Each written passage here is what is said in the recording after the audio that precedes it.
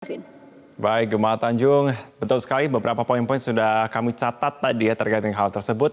Memang kalau kita lihat pemirsa, pemukiman warga yang berada di buffer zone atau zona penyangga, depo pertama penumpang ini membuat relokasi menjadi pilihan yang akan dilakukan agar peristiwa serupa tidak terulang kembali. Lantas siapa yang harus direlokasi, warga atau depo itu sendiri? Dan memungkinkankah? Untuk membahas lebih lanjut, kita sudah terhubung bersama dengan kami Pak Tata Kota Nirwono Yoga. Selamat pagi, Pak Nirwono. Selamat pagi Mas Martin, apa kabar? Oke, sehat juga, salam sehat. Pak Nirwono, ini tadi beberapa poin-poin saya catat dari rekan Gemma yang memantau langsung dari lokasi ya. Kabarnya memang warga ya di sekitar depo itu sudah memiliki IMB kawasan, yang artinya mereka tanda kutip legal menempati bangunan daerah tersebut. Seperti apa seharusnya yang dilakukan oleh Pemprov DKI maupun Pertamina untuk menjaga ini sebenarnya? Ya, berarti kalau yang disampaikan oleh Mas Martin, pilihan utama berarti mempertahankan depo penumpang tadi ya, arahnya ya. Kalau tadi umpamanya depo penumpangnya harus dipindah, tentu perlu pertimbangan lebih matang ya, soal biaya, waktu, dan tentu kesediaan dari BPM sendiri, dan konteks tidak terganggu. Sementara kalau pilihan deponya yang dipertahankan, maka harus dilakukan penataan ulang kawasan penumpang. Nah, yang jadi catatan utama adalah satu, kalau kita lihat di gambar ini kan sebagian besar daerah yang terdampak langsung, itu harusnya menjadi daerah zona merah yang tidak boleh dihuni lagi. Ini yang pertama.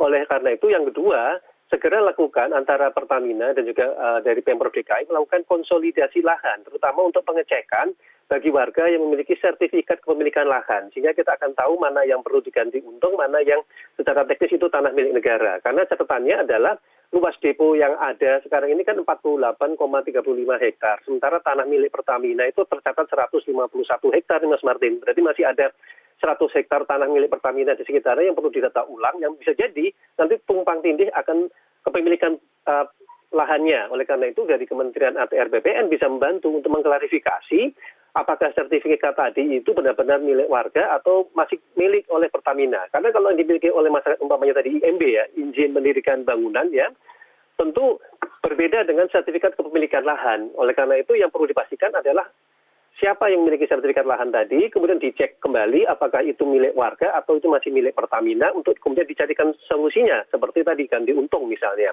Nah, PR ketiga yang tidak kalah penting nih Mas Martin, berapa sebenarnya jarak aman yang harus disediakan atau dibebaskan, karena kalau tadi dikatakan 1 kilometer, tentu ini akan membawa konsekuensi, akan banyak perumahan yang akan direlokasi dan akan banyak tentu biaya yang harus disediakan untuk mengganti untung tadi Mas Martin. Nah, dalam waktu dekat ini, Presiden memang memerintahkan segera untuk bisa relokasi kok gitu. Selain kemudian pilihannya antara depo atau perumahan. Tapi kemudian tadi poin dari Pak Nirwono mengatakan lebih baik memang rumah begitu yang memang lebih memungkinkan. Tetapi dengan melihat pemetaan tata kota, saya melihat tadi beberapa jalanan dari segi atas pun juga sangat mepet-mepet sekali. Bahkan jalan sempit pun juga dimanfaatkan untuk tempat usaha dan lain-lain. Apakah itu menjadi sangat sulit sekali dalam jangka dekat ini? Ya sebenarnya kalau dalam jangka dekat yang tadi saya katakan, yang pertama lokasi yang sekarang terdampak parah rumah yang terbakar itu harus dicari atau ditetapkan dengan garis polisi sebagai daerah zona merah yang tidak boleh dibangun lagi.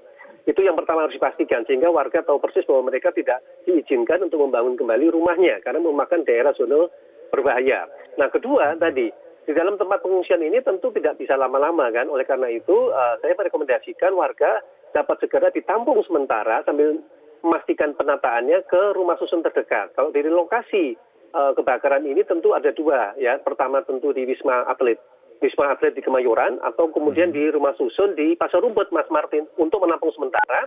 Kemudian tadi PR ketiga yang tidak kalah penting, segera pastikan berapa jarak aman yang akan dibebaskan. Kalau tadi dikatakan 1 kilometer misalnya, tentu segera didelineasi wilayahnya. Seluas keliling dari depo tadi kalau 1 kilometer umpamanya itu akan terdapat berapa jumlah rumah yang akan direlokasi Mas Martin. Jadi bisa dilakukan secara bertahap.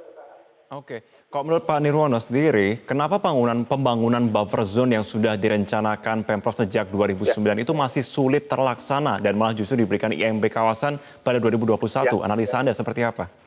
Ya, ada 3 ya faktor utama kalau kita belajar dari pengalaman di 2009 kemarin. Satu, pemerintah jangan sampai membuang waktu emas atau golden time-nya ya dalam waktu 1-2 minggu Mas Martin. Karena waktu 1-2 minggu ini akan menentukan warga untuk memutuskan kembali lagi ke lokasi untuk membangun rumah kembali atau tidak ya. Kalau kejadian di 2009, meskipun sudah ada kesepakatan misalnya tadi bahwa jarak amannya bahkan mencapai 50 meter, tetapi tidak segera ditindaklanjuti. Padahal yang ditunggu oleh masyarakat kan kepastian tadi, tindak lanjutnya. Makanya tadi, begitu sudah ada kepastian rencana penempatan jarak aman tadi, maka segera pastikan rumah yang terdampak kebakaran ini tidak boleh dibangun. Satu itu ada kepastian, sehingga warga tahu mereka tidak diizinkan untuk membangun kembali. Yang kedua tadi, mereka membutuhkan tempat tinggal sementara kan Mas Martin. Oleh karena itu, tadi mereka bisa ditampung sementara di rumah susun Pasar Rumput atau Wisma Atlet dalam jangka waktu tertentu tentunya.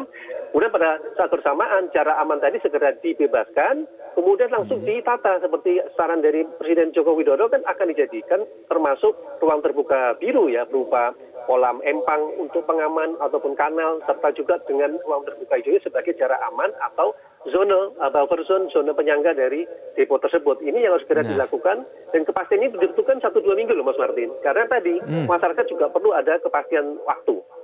Betul. Pak Nirwono, mungkin Pak Nirwono juga selalu ingat beberapa masalah mengenai relokasi yang selalu kita bahas, dan kesempatan lain itu ada selalu menimbulkan polemik begitu ya. Sangat sulit untuk dilaksanakan, banyak hambatan yang kemudian harus dihadapi. Tetapi apa yang kemudian harus dipetakan oleh pihak-pihak terkait ketika akan merelokasi para warga itu untuk menuju ke sementara rumah susun ataupun juga tempat lain yang layak tinggal? Ya, betul. Ada 3 langkah ya. Sekarang tadi di tengah waktu yang sangat mepet ini, yang tadi saya katakan waktu emasnya, lakukan segera 3 langkah besar tadi ya. Satu, pastikan tadi bahwa yang rumah yang terdampak tadi tidak boleh dibangun. Kemudian pastikan juga yaitu pengecekan tadi sertifikat kepemilikan lahan bagi masyarakat yang terdampak, apakah memiliki sertifikat atau tidak. Karena kita bicara soal ganti untung nanti kepada warga masyarakat sehingga tidak dirugikan. Dan yang ketiga tadi, segera pindahkan sementara ke tempat susun, ke rumah susun terdekat supaya warga masyarakat juga punya tempat tinggal yang layak, tapi tidak kembali ke tempat asal semula tadi Mas Martin. Ini akan memudahkan bagi pihak Pertamina juga Pemprov DKI Jakarta untuk menata ulang kawasannya. Kalau kita melihat lagi untuk jangka panjang, tidak menutup kemungkinan warga tanda kutip akan kembali ke sana, atau warga baru yang datang ke Jakarta akan menempati lokasi yang sudah dikatakan tidak boleh ditinggali. Bagaimana kontrol yang harus dilakukan tentunya dari Pemprov DKI Jakarta agar bisa mengantisipasi hal tersebut? Betul. Yang pertama tadi bahwa pembatasan wilayah tadi harus jelas ya. Begitu ditetapkan bahwa zona amannya sekian kilometer radiusnya dari depo pelumpang, maka dari itu harus segera diolah sebagai zona penyangga dalam bentuk konkret ya. Tadi, satu berupa ruang terbuka hijau, kemudian berupa ruang terbuka biru yang dilengkapi dengan kanal pengaman. Selain tentu secara fisik juga ada pagarnya ya, sehingga masyarakat juga akan tahu bahwa batas wilayah mana yang mereka boleh masuk atau tidak. Kedua, pelajarannya juga ini Mas Martin. Setiap kali ada 1-2 kemudian muncul bangunan dalam tanda petik bangunan liar, harus segera ditertibkan ya. Kalau kita belajar seperti kasus ini kan sebenarnya terjadi pembiaran munculnya perumahan-perumahan tersebut dalam jangka waktu yang sangat lama. Apalagi ditambah dengan fasilitas tadi ya, ada fasilitas listrik, kemudian nanti dikasih KTP, KK, ini akan membuat masyarakat akan merasa yakin bahwa tinggal di lokasi yang sesuai dengan peruntukan. Padahal yang tadi saya katakan, begitu zona penyangga sudah ditetapkan, maka larangan tadi harus segera diterapkan. Oke, mungkin kita di sini tidak akan menyalahkan ya mungkin pihak-pihak siapa saat ini, karena kita lagi berfokus kepada membuat solusi terkini. Tetapi Pak Nirwono, menurut Anda untuk wilayah DKI Jakarta adakah potensi tanda kutip yang bisa terbaca mirip seperti kejadian di Pelumpang saat ini, di mana kemudian lokasi yang seharusnya dikatakan red zone berbahaya, tapi kemudian masih banyak rumah-rumah warga yang mepet-mepet di sana? Ya, contoh paling konkret ya kalau kita bicara dengan depo Pelumpang itu ada di sekitar tanggul pantai utara ya, di mana daerah Kampung Muara ini berhadapan atau sekitar tidak lebih dari 5-6 meter menghadapi tembok tinggi ya, tanggul yang tingginya lebih dari 10 meter ya, lebih dari rumahnya, yang kondisinya sekarang itu sudah bocor Mas Martin. Artinya kalau tidak ada tindakan pencegahan juga tidak tertutup kemungkinan tanggul tersebut jebol. Nah kalau tanggul tersebut jebol, ya sudah pasti perumahan yang berhadapan dengan tanggul tadi akan terdampak parah. Ini contoh konkret yang sedang dihadapi lokasi di lapangan itu tadi Mas Martin. Jadi contoh konkret yang harus juga diambil tindakannya. Oke, tata kota kita di Jakarta banyak sekali PR-nya. Terima kasih Pakar Tata Kota Nirwono Yoga sudah bersama dengan kami di Sampai Indonesia. Pak Nirwono, terima kasih banyak.